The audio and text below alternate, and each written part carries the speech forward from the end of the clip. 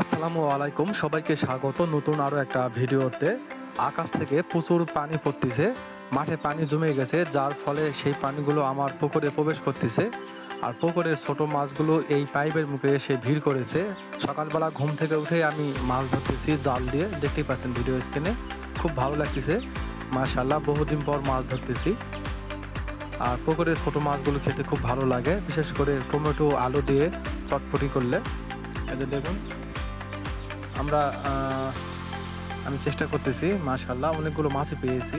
আজকে খাওয়া দাওয়া ভালোই হবে, মাশাআল্লাহ। দেখুন, যদিও জালটা অনেক ছিঁড়া, তারপরও অনেকগুলো মাছই উঠেছে। তো আমি বেশ কয়েকবার জাল খেয়ে অনেকগুলো মাছ ধরেছি, মাশাআল্লাহ।